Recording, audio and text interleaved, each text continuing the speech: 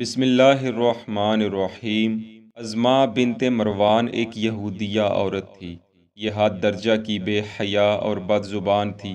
اس کا شمار ان لوگوں میں ہوتا تھا جو کہ اپنی زبان سے رسول اللہ صلی اللہ علیہ وسلم کو ایذا دینے میں کوئی کسر نہ چھوڑتے۔ یہ پیارے آقا صلی اللہ علیہ وسلم کے بارے بیہودہ کلمات بکتی رہتی تھی۔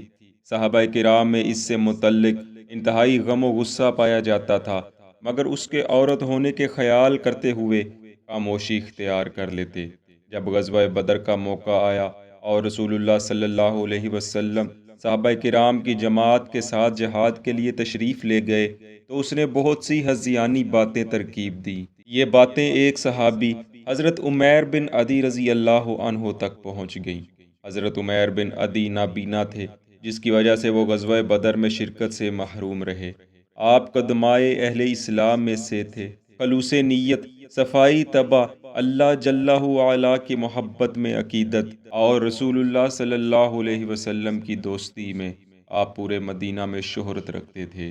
آپ نے جب اس فاحشہ عورت کی پیارے آقا صلی اللہ علیہ وسلم کی شان میں یوں گستاخی سنی تو نابینا ہونے کے باوجود آپ کی غیرت نے گوارا نہ کیا یہ عورت اس دنیا میں مزید زندگی گزارے۔ آپ نے اسی لمحہ نظر مانی کہ جیسے ہی حبیب خدا صلی اللہ علیہ وسلم صحیح و سلامت مدینہ شریف لوٹ آتے ہیں تو میں اس ملعونہ کو قتل کر دوں گا۔ چنانچہ چند دن بعد ہی مدینہ خبر پہنچ گئی کہ غزوہ بدر میں کفار کو بدترین شکست کا سامنا کرنا پڑا ہے، اور اگلے ہی چند دنوں میں رسول اللہ صلی اللہ علیہ وسلم بھی تشریف لے آئے۔ حضرت عمیر بن عدی رضی اللہ عنہ، جو کہ اسی لمحے کا انتظار کر رہے تھے، اپنی نظر کو پورا کرنے کے لیے کمر بستہ ہو گئے۔ آپ نے ایک راہبر کو ساتھ لیا اور اس ملعونہ کے گھر کی طرف چل نکلے۔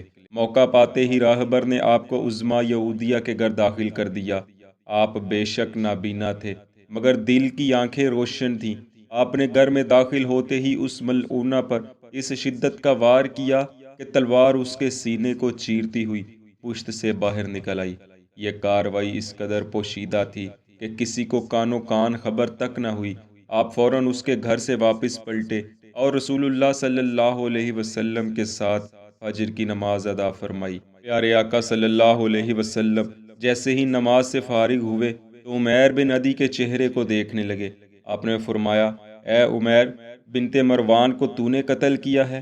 حضرت عمیر نے جو رسول اللہ صلی اللہ علیہ وسلم کے زبان اقدس سے یہ الفاظ سنے تو خوف محسوس کیا، مگر پھر بھی جھوٹ کا سہارا نہ لیا، کیونکہ اب جانتے تھے کہ جس خدا نے ان کو اس قتل کے بارے مطلع کیا ہے اس نے میرے دل کا حال بھی ضرور بتایا ہوگا۔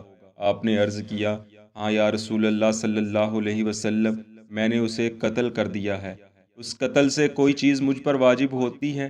نبی کریم صلی اللہ علیہ وسلم نے فرمایا، یہ قتل کسی حرج کو مستلزم نہیں۔ اس واقعہ میں دو بھیڑوں نے ایک دوسرے کو سینگ نہیں مارے۔ منقول ہے کہ یہ وہ پہلی مثل تھی جو رسول اللہ صلی اللہ علیہ وسلم کے زبان اقدس سے سنی گئی۔ حضرت عمیر کہتے ہیں، اس کے بعد حضرت صلی اللہ علیہ وسلم نے اس مجمع کو جو آپ کے ارد گرد تھا فرمایا، کیا تم لوگ پسند کرتے ہو کہ ایسے آدمی کو دیکھو جس نے خدا اور رسول صلی اللہ علیہ وسلم کی غائبانہ مدد و نصرت کی ہے؟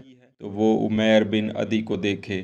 اس وقت امیر المؤمنین حضرت عمر رضی اللہ عنہ، جو کہ اس مجمع میں شریک تھے، نے جب پیارے آقا صلی اللہ علیہ وسلم کی زبان اقدس سے حضرت عمیر کے لیے یہ کلمات سنے تو فرمایا، اس نابینا کو دیکھو ذرا، اس نے کس قدر خدا کی اطاعت میں اہم کوشش اور کامیاب جدوجہد کی ہے۔ نبی کریم صلی اللہ علیہ وسلم نے اسی موقع پر حضرت عمر کو ٹوکا اور فرمایا، اے عمر، یہ نابینا نہیں بلکہ بصیر ہے۔ دوستو، تمام صحابہ کرام کی زندگیوں سے ایک بات بڑی عیاں نظر آتی ہے کہ وہ رسول اللہ صلی اللہ علیہ وسلم کی شان میں ذرا سی بھی گستاخی کو برداشت نہیں کرتے تھے۔ دعا ہے اللہ پاک ہمیں بھی آپ صلی اللہ علیہ وسلم کی عزت و ناموس کی حفاظت کرنے کی توفیق عطا فرمائے۔ آمین۔